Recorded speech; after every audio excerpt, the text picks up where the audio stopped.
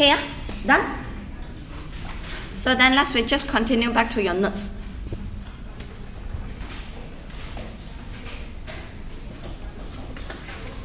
Okay, so generally this is about the badges of trade to help you to determine whether a transaction is a trading transaction or non-trading transaction. Okay, next.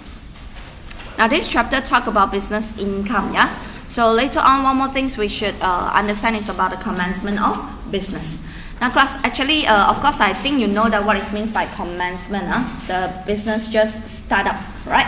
Now, why this is important? Because usually, before commencement of the business, the income will not be taxable, alright? You can highlight this maybe, right? Income is not taxable. And also the expenses are not deductible because the business haven't started up yet. So any expenses, any income is not going to be taxed or going to be deductible yet. So the commencement of the business is important because the pre-commencement revenue expenses cannot be deducted. It will become permanent loss. Any expenses before startup, right, will be a permanent loss. And then also qualifying capital expenditure that eligible for the capital allowance in the first basis period is start from the DOC also, commencement date also. It will affect the selections of the year end. It will affect your basis period actually, right? Now, so how to determine whether that is a commencement date for a business or not? Now, few example in here, like okay, the common one. If you look at retailing, right? So retailing means like trading. So when actually is the starting date for the business? Now sometimes some of the business they were actually like having an opening ceremony, correct? So grand opening for the business. So maybe let's say today, 22nd May. Is a grand opening for the business, but subsequently they officially allowed the people to come in and buy the things is on 25th May, right? So then actually the date of commencement will be 22nd or 25th. 25th, right? Even though the grand opening is 22nd, you get what I mean, right? So based on the date, the goods for resale is offered to the public. Like others, maybe like one more example you can see is like manufacturing. Okay, now manufacturing company usually they will buy in a lot of material first, correct? Right? So let's say the date of buying the material, I import all the material in 1st of May, right? Subsequently, I start my production 15th of May. So when is the date of commencement again? 15. Alright, we don't base on when actually you buy in the material. You get what I mean? Right? So this is few example for you. You can read it on your own. Now next, let's have a look on the derivation of the business income. So how to determine the business income is derived from Malaysia. Now in order for the business income to be taxed in Malaysia, certain conditions must exist. Yeah. First, there must be a business source, right? Second, the business transaction must be income in nature, which means revenue in nature, not capital income, right? Next, such of the business income is deemed derived from Malaysia. Now I'm going to explain to you about the meaning in here. Deemed derived from Malaysia or derived from Malaysia. Okay, now this is actually related to your section 12(1)(a).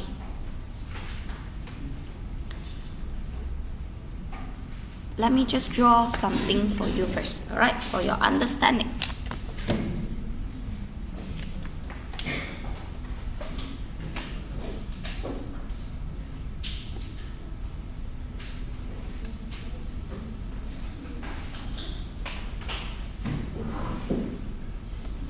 Okay, now class, let's say in Malaysia, alright, this is in Malaysia.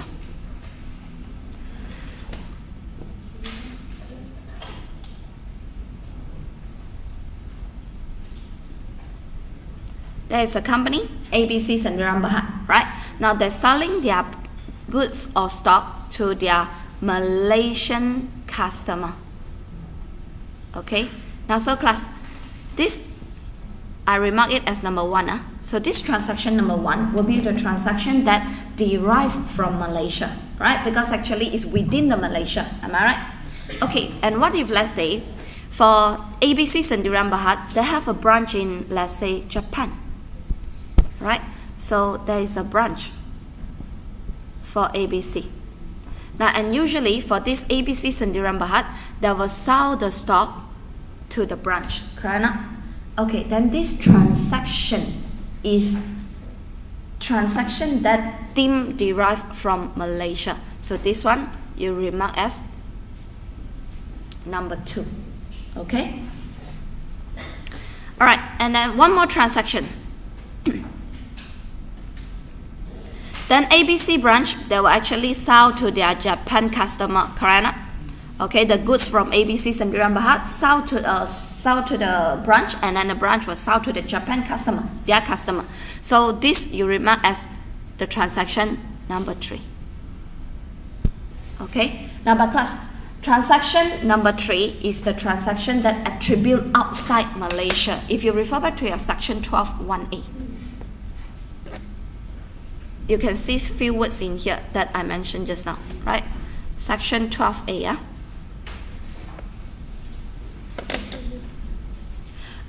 Can you see the mention that not attributable to the operation of the business carried on outside Malaysia?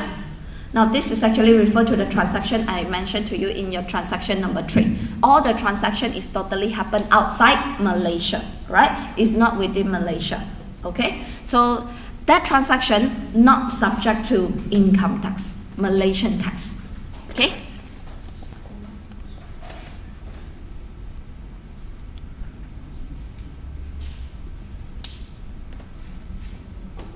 So the third transaction attribute outside Malaysia, so it's not subject to Malaysian tax. Then just now the transaction number 1 is the transaction derived from Malaysia, right? Then this will be subject to Malaysia tax or not? Yes, right? So now you are clear with that because our main concern here is whether the transaction subject to Malaysian tax or not. Now number 1 here is actually the transaction derived from Malaysia, income derived from Malaysia, so subject to Malaysian tax. Number 3 just now is the transaction not attributable in the operations within Malaysia. It's actually happened outside Malaysia, so not subject to Malaysian tax. Then now we talk about the second one, number 2. What do you think about that? Subject to Malaysian tax or not? Malaysia sold to Japan branch, correct? So that is the transaction deemed derived from Malaysia, right? So one more word in here, deemed derived from Malaysia. That is still subject to Malaysian tax. Boleh faham? Alright, so 3 transactions actually have a difference here. Okay? Income derived from Malaysia, totally happen in Malaysia, subject to Malaysian tax. Income deemed derived from Malaysia, right? The second one. So because actually involve Malaysia and overseas country. So subject to Malaysian tax also. Okay, because deemed derived in Malaysia. The transaction number 3 happened totally outside Malaysia, not subject to Malaysian tax. Okay? So that is actually related to your section 12(1)(a). Okay, so this is actually a summary, the explanation for section 12(1)(a).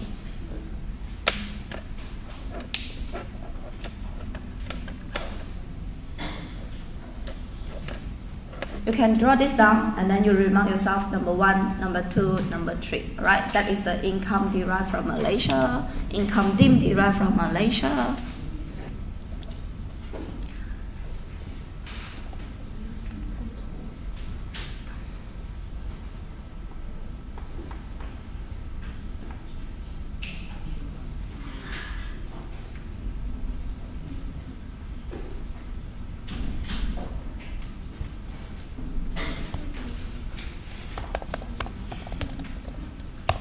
Now since some of you showing a blur face, right? So better I just write here for you.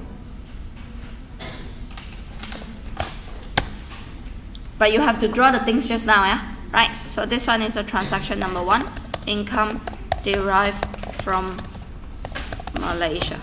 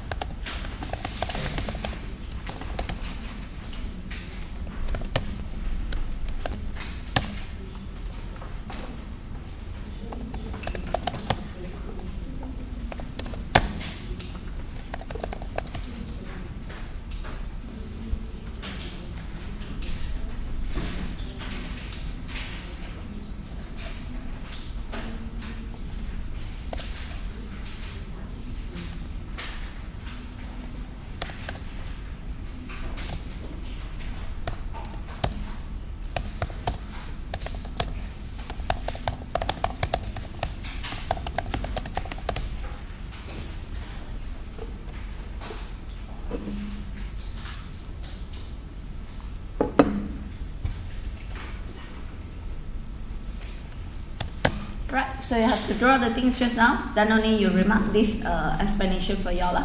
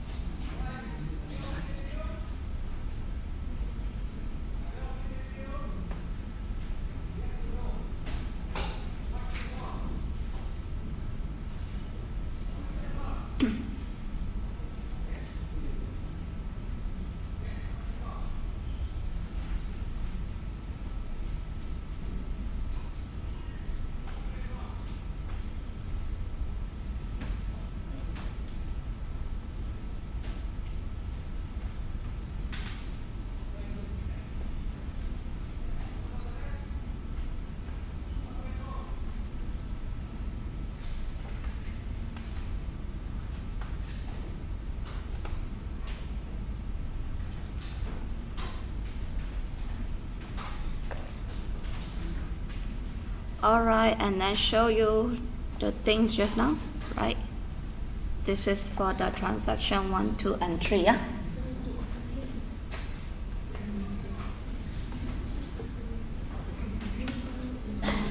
This one done already, right? Okay, so then this is an explanation. Okay, now next we continue to your tutorial notes. Now after section 12, 1A, then you continue to 12, 1B.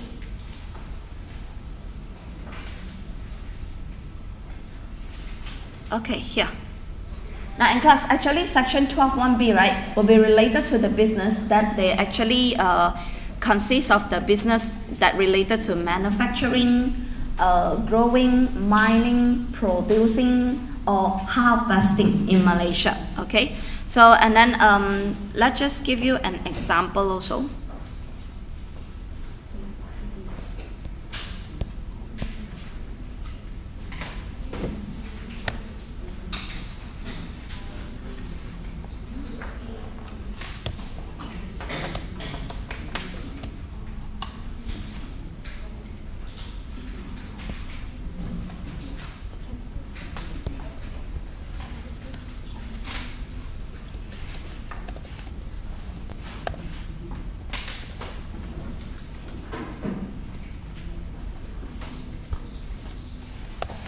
Okay, you copy this one.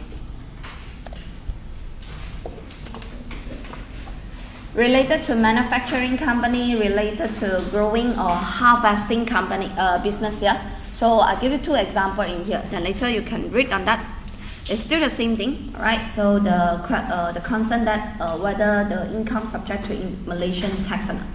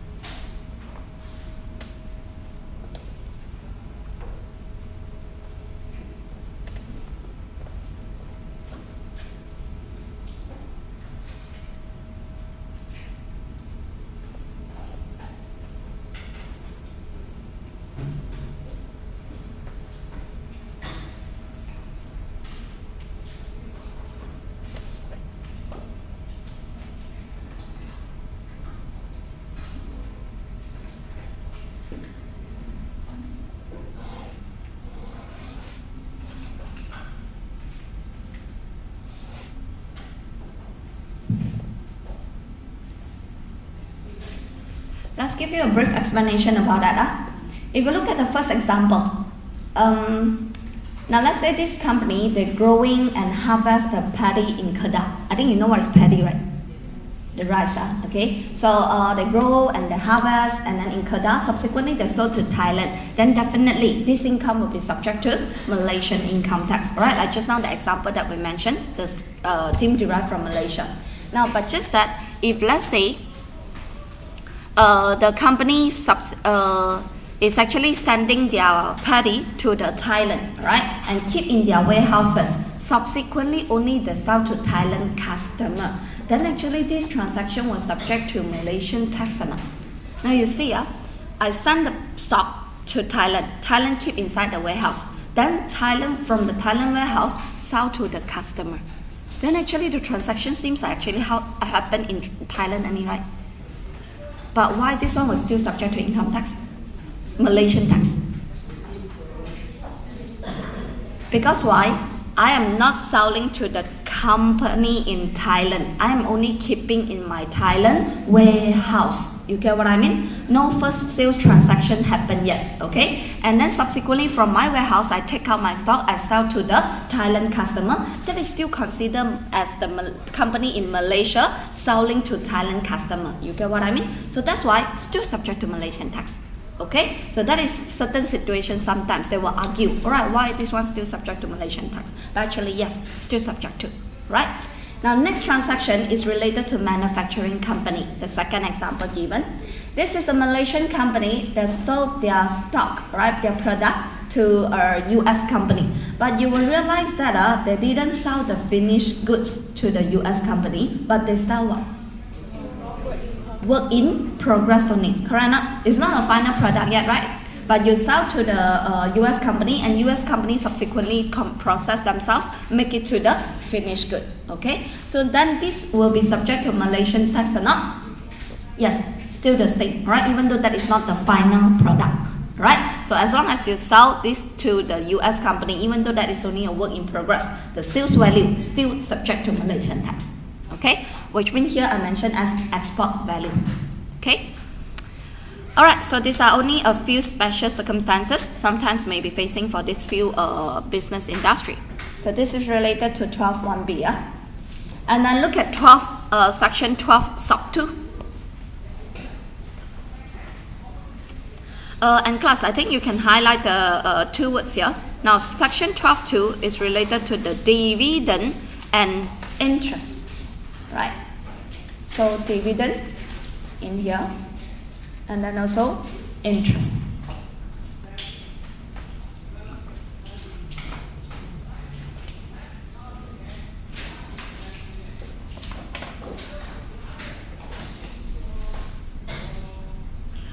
Alright, actually this is quite similar to what we explained before already, related to dividend income and interest income.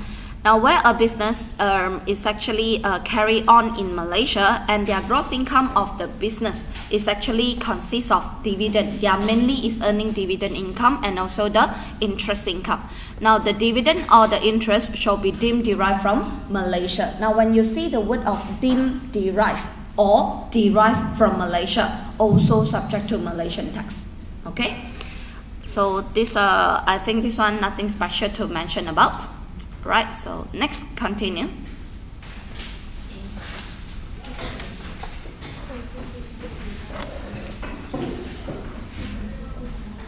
Let's talk about the gross income from a business.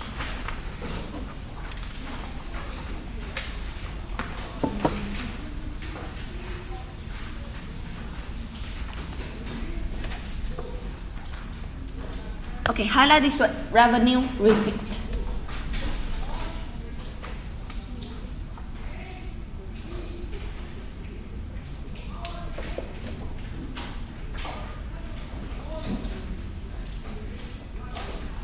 Gross income from a business must be comprised of the sales of your goods, or maybe you provide service. Now, the scope of the business income is set out in the section 22 for Income Tax Act. Now, but of course, the main thing, the most important thing is that the income should be referred to the revenue received, cannot be capital received, right? So later we will have one topic also to talk about revenue and capital received. Okay, and then the provision of this section provide that if the gross income was resulted from the past expenses and outgoing of the revenue nature, then it will be treated as income. I remember I explained to you before when we talk about rental income, right? They mentioned something that the first time expenses cannot deduct. Remember that? So why actually first time expenses cannot deduct already? Because that expenses is a capital expenses, correct? You just start up the business, so you haven't generate any income yet, am I right? So same thing in here also. If let's say the income is actually the first time income, right? You haven't include any expenses, you didn't start up the business yet, then actually that will become a capital income also, right? It's actually the same concept in here.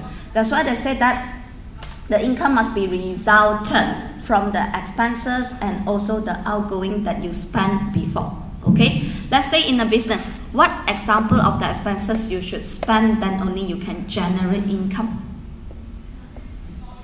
Example: utilities, rental. Yes, if you didn't run an office, you didn't run a factory, you didn't run an office, can you run your business? You cannot generate income, right? Another example of the expenses: salary. No staff, can you run a business? You cannot generate income also. Alright, so that is the meaning on the second point. Okay, then third point. Compensation for loss of income is revenue receipt. Okay, compensation for loss of income is revenue. Okay, however, it would not cover the future income. Any receipt of the restrictive governance would be a capital receipt.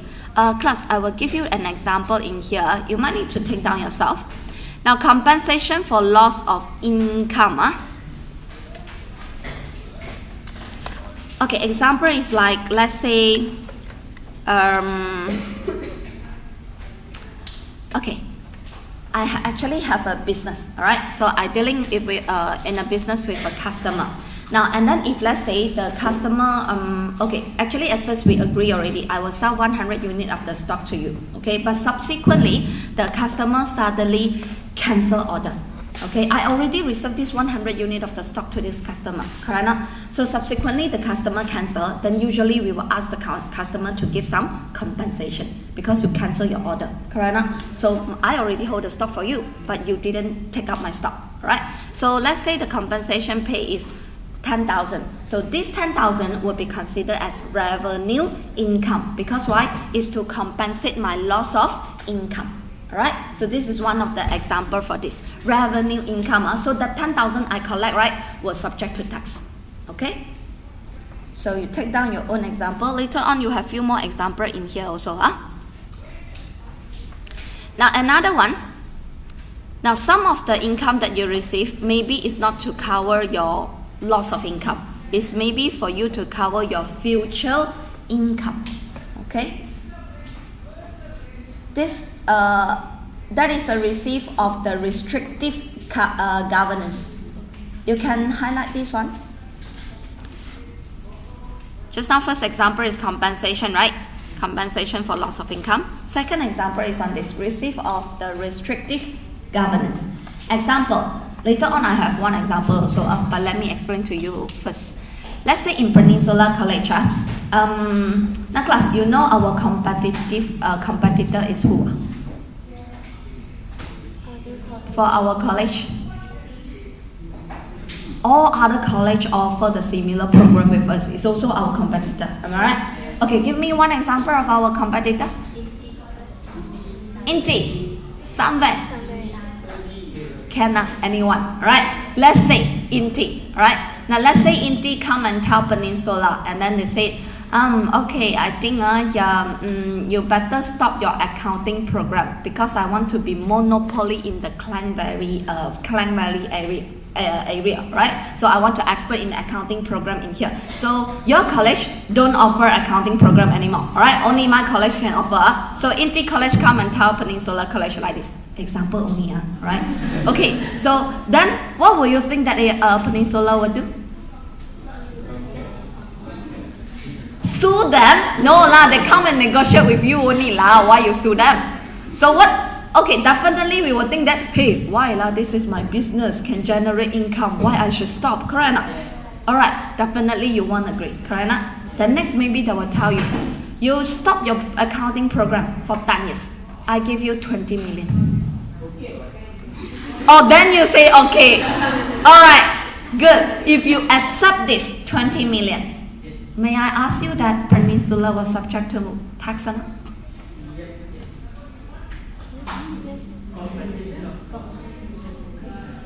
But this is a compensation for current income or future income. So look at the notes again.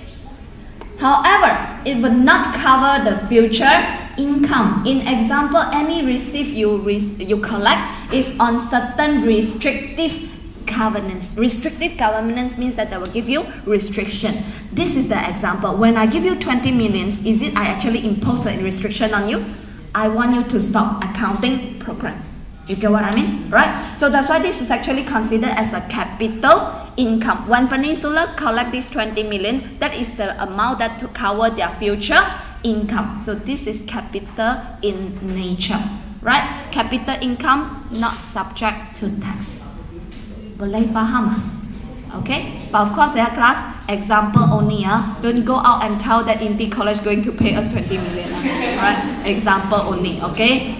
Alright, this is an example whereby they give you income, but then they actually impose restriction. Okay? Alright, next point.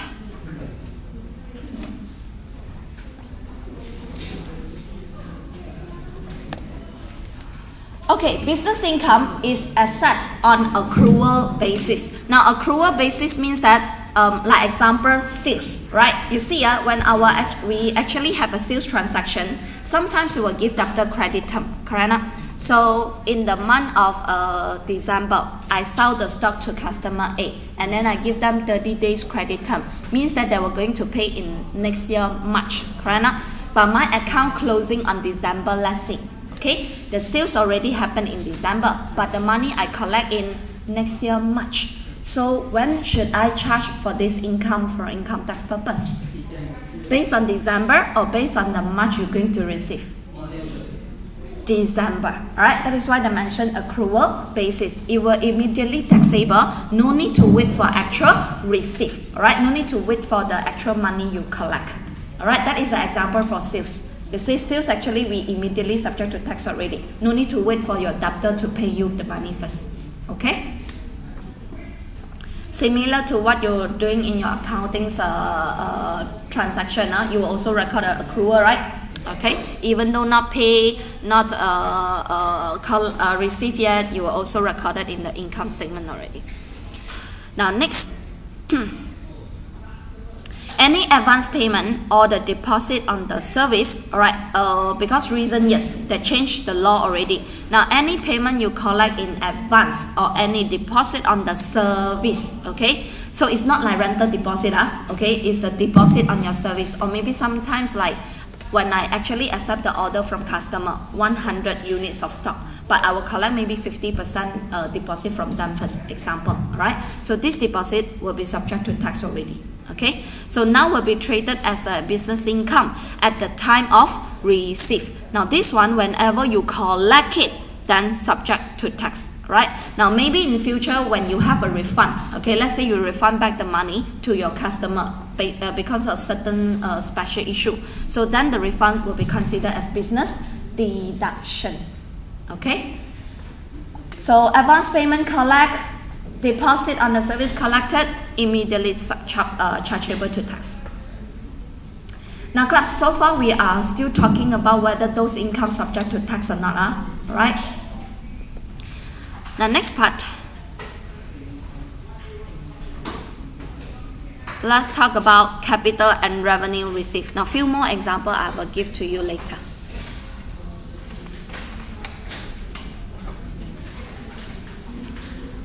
Okay, now we have actually 4 circumstances which you can determine the income, whether it's capital in nature or whether it's revenue in nature. Number 1, Sales of the non-current asset. Now the non-current asset in here, I didn't mention for like motor vehicle or office equipment and so on.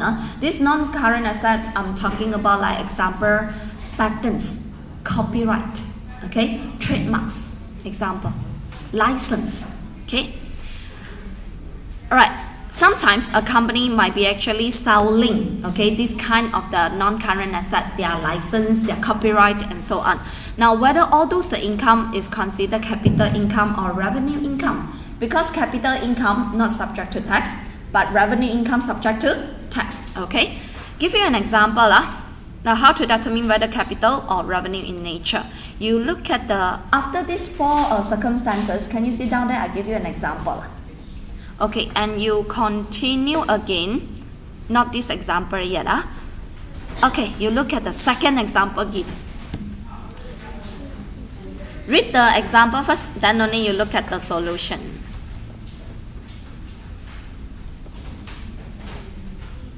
Okay, this one.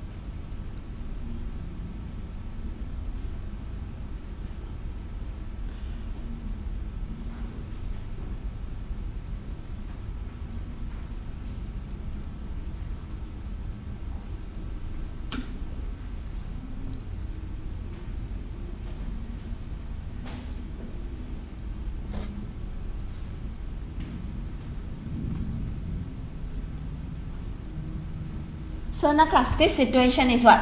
In the in one of the company, their sales include 200,000 income, right? It's the money received by the company as the first installment under an agreement signed with a shoe company in China, right? First installment. And then this was actually for a license to use a fashion shoe patents. Fashion shoe is a brand name, right?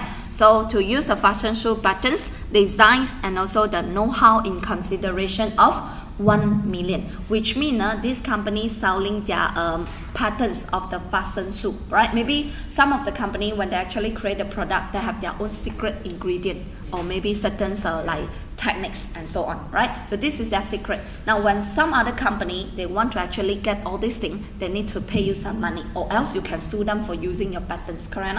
Alright, so this is a situation whereby one of the company in China, the shoe company, they're willing to they sign an agreement, willing to pay 1 million to use their fashion shoe patent. But this 1 million going to pay in 5 years, correct? So every year 200,000. Now so this is the first installment, 200,000 collect by the company. Now this fashion shoe company agree that they're not going to grant any such of the license again to other party, right, in China and Hong Kong. And fashion shoe had never made such agreement before. So which means now class, this is the first customer they sign in this kind of agreement, right? They give them the license to use. And also they agree that they're not going to give this license to anyone else already, right? Other party in China and Hong Kong.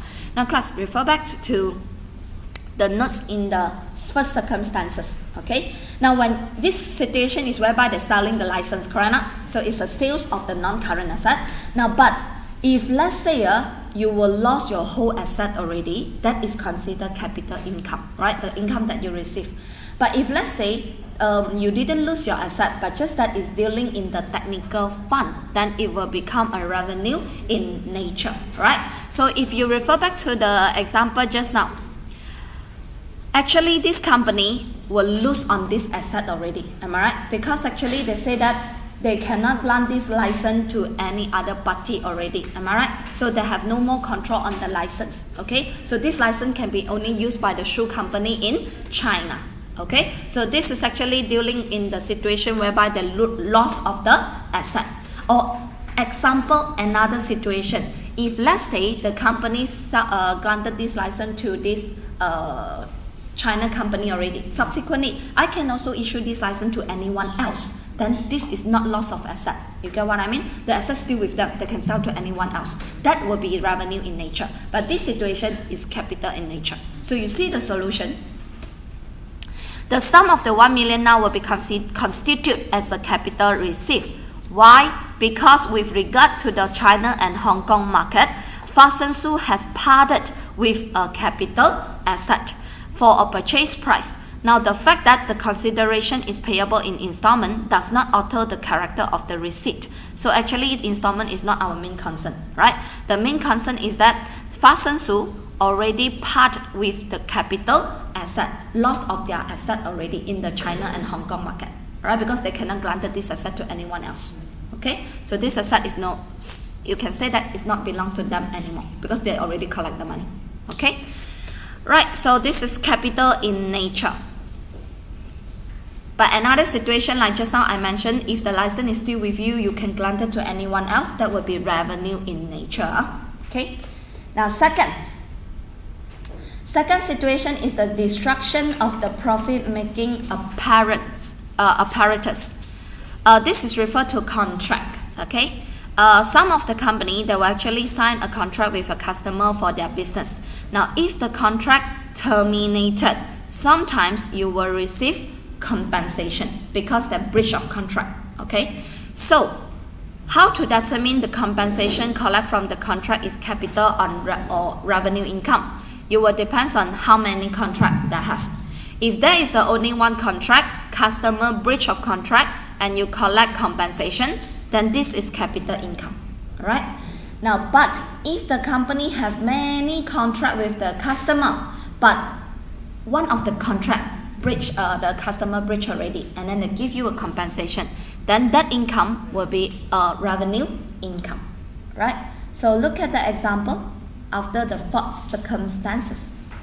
Company is an advertising agency. Now again, you read on this example.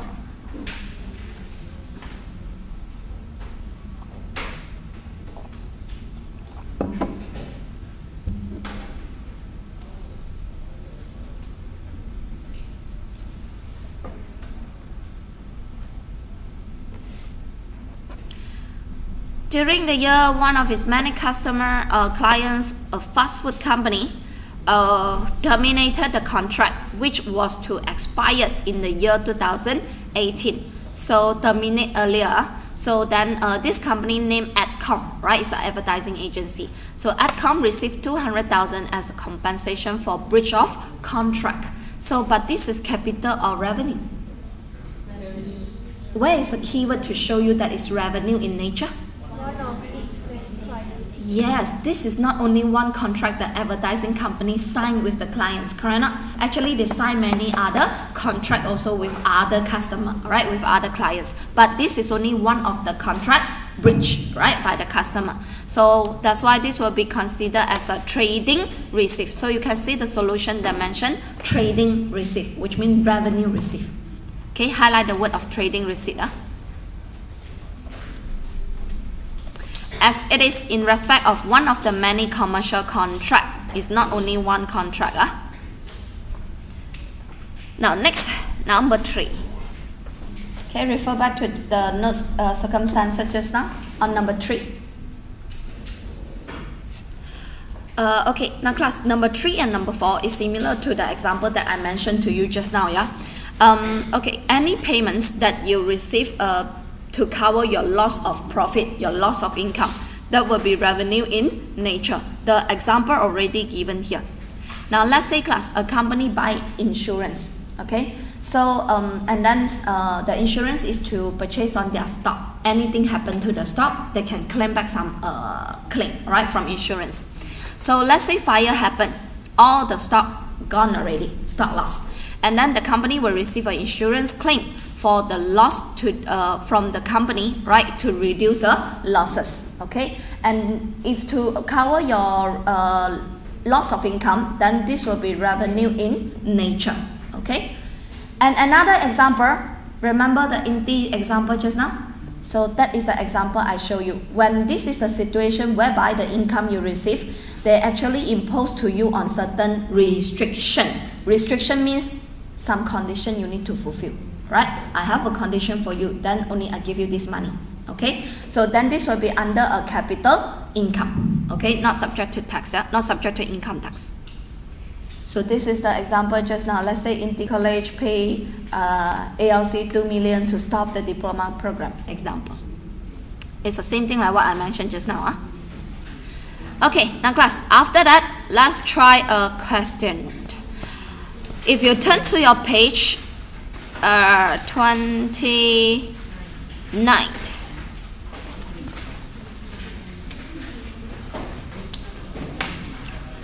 You have question 4, 5, and 6, correct?